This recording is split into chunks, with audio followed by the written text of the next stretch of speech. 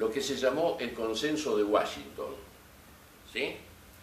El Consenso de Washington, consenso suena, o sea, si yo no me equivoco, suena a que nos ponemos de acuerdo, ¿no?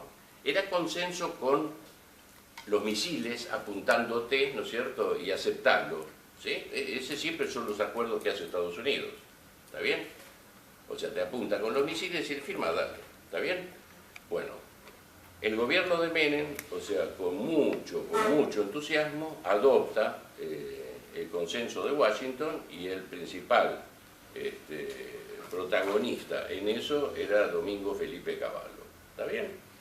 Donde se incorporan, digamos así, elementos, o sea, que vienen, digamos, siempre a través del Fondo Monetario Internacional, que es el ejecutor, ¿no es cierto? Y bueno, digamos, estábamos en la alternativa de que digamos, todos los meses, todos los años, de este tipo de gobierno liberal o neoliberal, siempre da déficit fiscal. Ese déficit fiscal, ¿no es cierto?, como no se puede cubrir de ninguna manera, se cubre a través de Fondo Monetario Internacional, deuda externa, que va creciendo.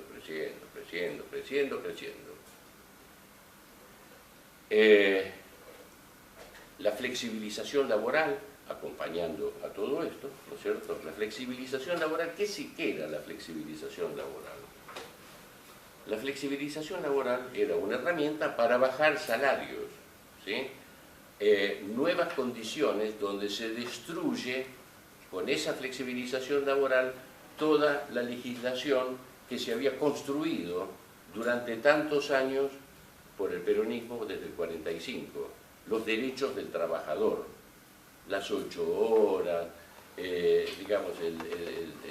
digamos, las horas extras del sábado a la tarde y el domingo, bueno, todo lo que son las formas de trabajo habituales, ¿no es cierto?, estaba todo destruido. Empezaron a venir los supermercados, ¿no es cierto?, y bueno, sí, pero de acá se trabajaba normalmente, todos los negocios, sábado al mediodía cerraban, estaban todos los negocios cerrados el sábado al mediodía. ¿Está? Empieza a aparecer la invasión de los supermercados y todas estas cosas nuevas, ¿no es cierto?, que vienen desde el norte, ¿sí? Y entonces había que trabajar de día, de noche, y bueno, el horario de trabajo no es más de 8 horas. O sea, vos cobrás la mitad, ¿no es cierto?, pero tu horario de trabajo son 12, 14 horas, o la que sea necesario, ¿sí? Esto es lo que pasó acá en la Argentina, ya no antes de ayer. Este modelo, que arrancamos, ¿no es cierto?, desde Previch, ¿no es cierto?, hasta el 2001, ¿no?, explota en el 2001, en el cual, o sea, nosotros entramos en default, 54% de desocupación, de 54% de pobreza, perdón, cerca del 30% de desocupación abierta, un empobrecimiento general. Y también quiero recordar, o sea, cosas que por ahí uno las tiene como vivencias, ¿no es cierto? En el 2001, 99, 98, 99, 2000, 2001, 2002, era muy común subir a un taxi, ¿no es cierto?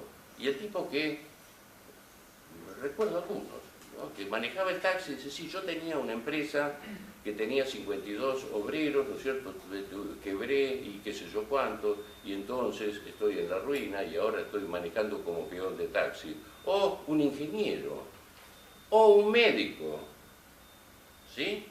Esto pasó en el 2000, 2001, 2002, producto de apertura económica, producto de ajuste fiscal, producto de bajar los salarios, producto de todo esto. ¿Está bien? Ahora, uno sorpresivamente, ¿no es cierto?, llega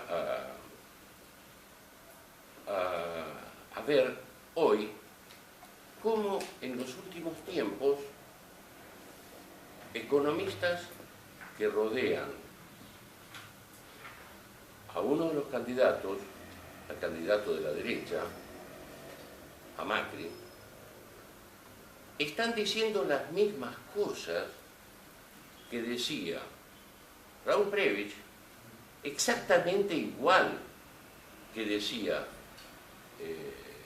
Martínez Dios, que decía Cavallo, las que dijo Alzogaray, las que dicen ahora. Y tenemos varios, ¿no es cierto?, que hablan. O sea, decir, por ejemplo, como llegó a decir Esper, las paritarias son fascistas. Fascistas las paritarias. Un derecho, ¿no es cierto?, que ha sido conquistado por la Argentina y es casi único en el mundo, ¿no es cierto?, en el cual la clase trabajadora tiene, en forma sistemática, orgánica e institucionalizada, ¿sí?, la posibilidad de que todos los años se reúnen los empresarios con los trabajadores con la mediación del Estado para firmar una paritaria. Las paritarias, claro, esto hace la defensa de los trabajadores tienen, digamos, cubiertos muchos derechos, los trabajadores se pueden defender, los trabajadores alcanzan una capacidad adquisitiva más alta de esta forma. Eso es lo que nosotros hemos buscado. Son derechos de los seres humanos. Porque hay que decirlo, ¿no es cierto?, el modelo agroexportador, que es el modelo que viene planteándose desde el 50, ya era el modelo clásico. O sea, lo que pasa es que no quiero ir mucho más para atrás, ¿no es cierto?, pero el modelo agroexportador es el modelo que se establece en la Argentina después de la batalla de Caseros y de la batalla de Pavón, ¿sí? O sea, que se conforma la nueva estructura de la Argentina, ya después de Pavón, que se incorpora a la provincia de Buenos Aires, tenemos la República Argentina con una nueva constitución, ¿sí? Allí, ¿no es cierto?, a manos de Bartolomé Mitre y Sarmiento y Avellaneda, Urquiza gana la batalla, ¿no es cierto?, y ellos son los que implementan el sistema. ¿Cuál es el sistema? Faltaba un detalle más. En esa misma época, ¿no es cierto?, lo envían al general Roca, Julio A. Roca, el genocida más grande de la historia argentina. Genocida, es un genocidio que todavía hay que revisarlo. Hay muchas cosas para revisar en la historia argentina. Porque lo envían al general Roca hacia el oeste para asesinar y terminar con los pueblos originarios, para desplazarlos de sus tierras, ¿sí?, desplazarlos de sus tierras. Decenas de miles han asesinado el general Roca y compañía.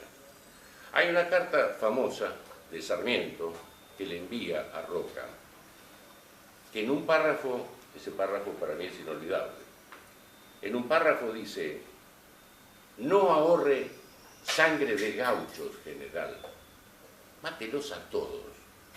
Domingo Faustino Sarmiento. Este es un documento histórico que está en los museos, ¿sí? Bueno, después de ese genocidio masivo, ¿sí?, el gobierno de Mitre, o sea, hacen la repartija de las tierras, ¿no es cierto? Y dentro de las repartijas de las tierras, ¿a quién se las reparten? ¿A los laburantes que laburaban en la esquina? No. A la oligarquía, ¿sí?, a la oligarquía que venía ya, digamos, o sea, con este planteo, que eran los que verdaderamente eran los dueños de toda la Argentina, ¿sí?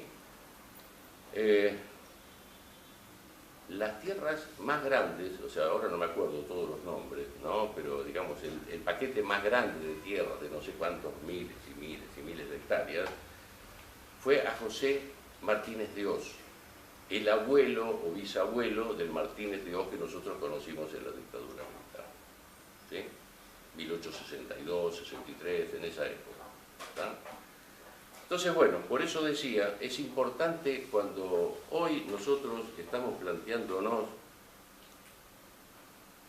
por ahí como que las cosas que se dicen en la televisión son un producto mágico nuevo, ¿no es cierto?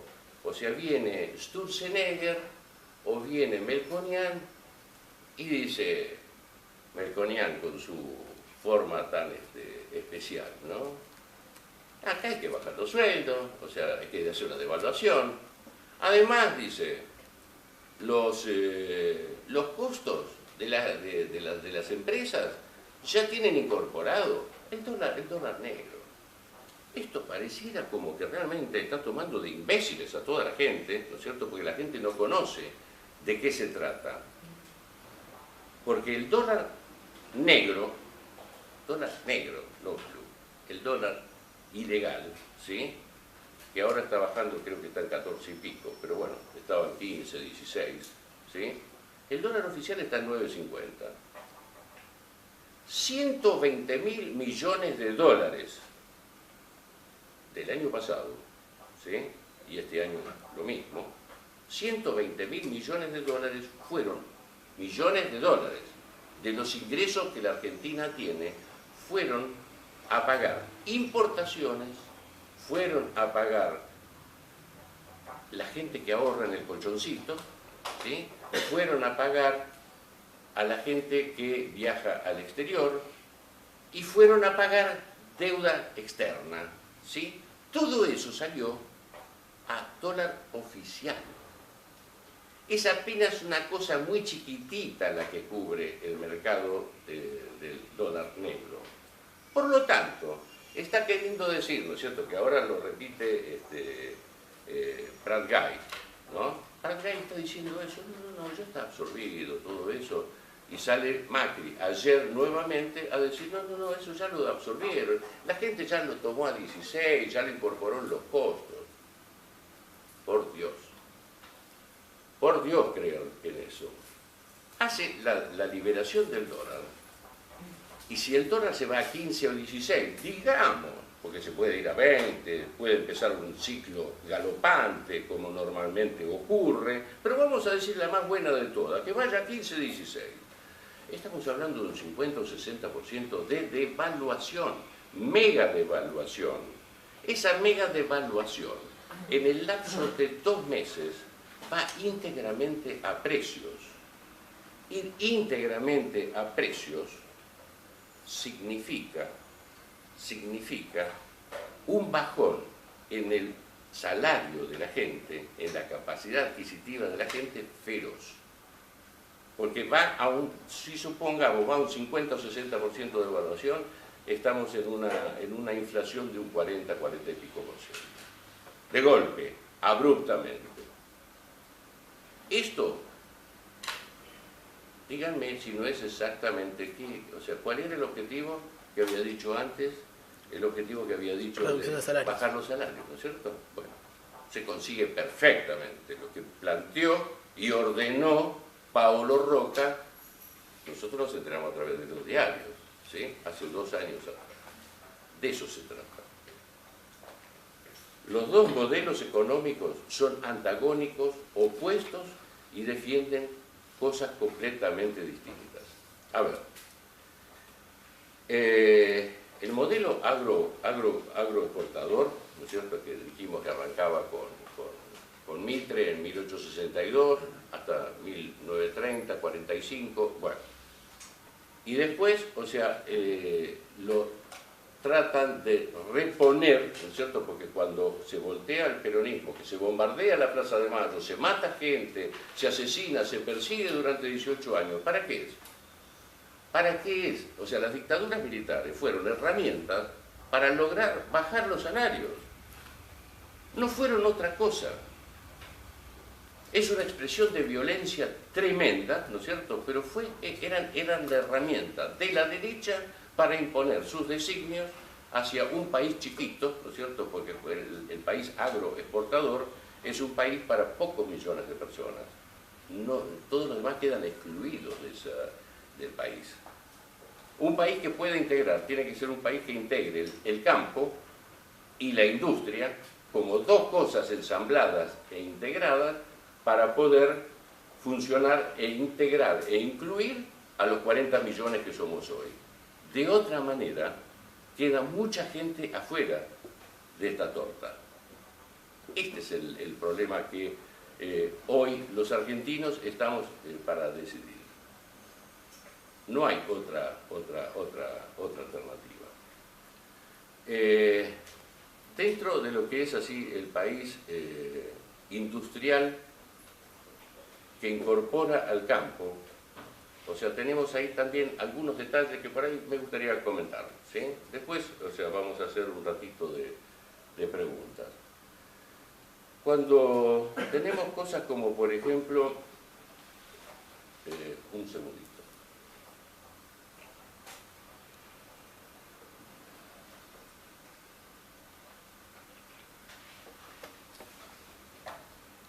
¿Cómo se hace para pasar de un país agrícola, agroexportador, a un país industrial? Tenemos en toda la historia argentina, en los 214 años de historia argentina, solamente dos momentos en que eso ocurre. Es el año 45 con el general Perón y el año 2003 con Kirchner. ¿Está bien? Voy a explicar por qué y cómo. En el año 45, o sea, para poder poner en marcha un proceso industrial, ¿sí?, hace falta financiación, ¿sí? Hace falta mucha plata, muchos miles de dólares, ¿está bien? Entonces, ¿cómo resolvió el peronismo ese intríngulis y genera una industria potente donde que nosotros no fabricábamos en el 45 ni siquiera los escarbadientes, y en 2 o 3 años empezamos a fabricar barcos, aviones, autos, marca argentina, el auto justicialista, que lo hicieron desaparecer, el avión Pulqui. Creamos una flota marítima mercante, o sea, empezamos a fabricar de todo con una siderurgia pujante, ¿sí?, en un lapso de tiempo breve. ¿Cómo se consiguió eso?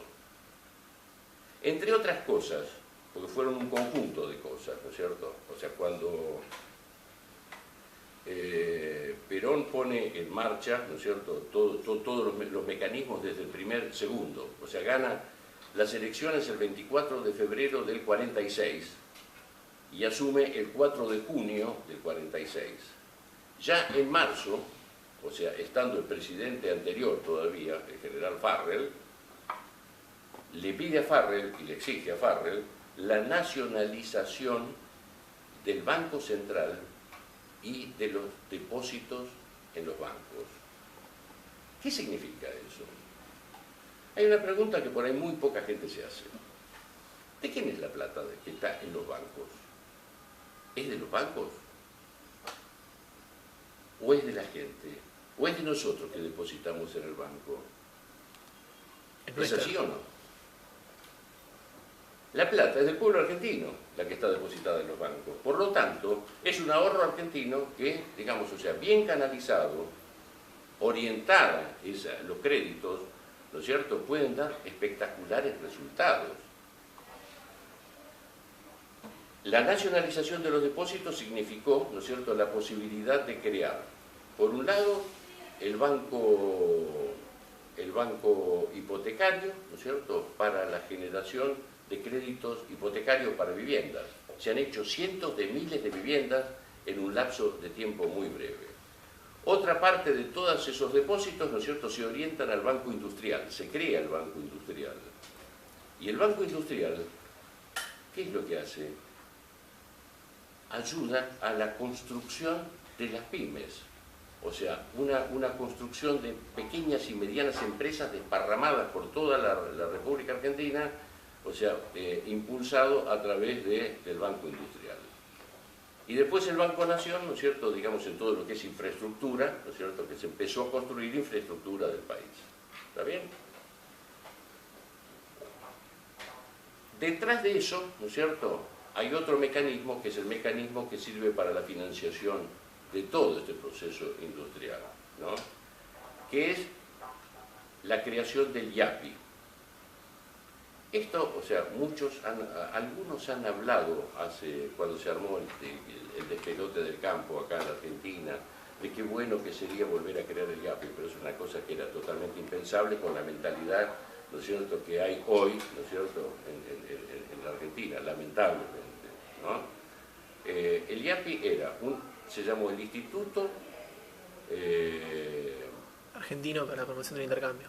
¿Eh? Instituto Argentino para la Promoción del Intercambio. Instituto Argentino para la Promoción e Intercambio. El IAPI servía para la concentración de todo el comercio exterior, ¿sí? O sea, el gobierno resolvía absolutamente todos los problemas de los productores del campo, ¿sí? Les daba las semillas para la preparación de la tierra, todo lo que necesitaban, los tiempos que necesitaban, les resolvía todos los problemas. Y además de eso, acordaba con ellos un precio para comprarle toda la producción. Entonces, el que vendía al exterior era el Estado. El Estado vendía, Estado con otro Estado o Estado con empresas. Vendía el Estado. Eso permitía, ¿no es cierto?, obtener lo que eran los márgenes de utilidad, ¿no es cierto?, para poder hacer la redistribución de ingresos. Y si no había márgenes de utilidad, absorbía la pérdida que sea, la absorbía el Estado. Pero los productores no sentían ningún cimbronazo extraño en ningún momento. Ese fue, digamos, el sistema de la financiación del primer peronismo. Ahora, ¿no es cierto?, en los últimos tiempos, o sea, nosotros hemos evolucionado en la producción industrial de una manera importantísima, ¿no es cierto? Falta muchísimo más, muchísimo más. Pero esta resolución se hace a través de lo que son las retenciones. Las retenciones sirven para financiar un montón de cosas, pero entre ellas el proceso industrial. El proceso industrial, que es la creación de empleos. Se han creado 6 millones de empleos en estos últimos años. Este es un poco el tema. Y me gustaría ya para ir terminando, ¿no es cierto?, explicar un poco esto de las retenciones, ¿no es cierto?, porque uno puede decir, ¿es justo? ¿No es justo? ¿Le están sacando del bolsillo a los productores? ¿Cómo es esto? Ahora voy a explicarlo.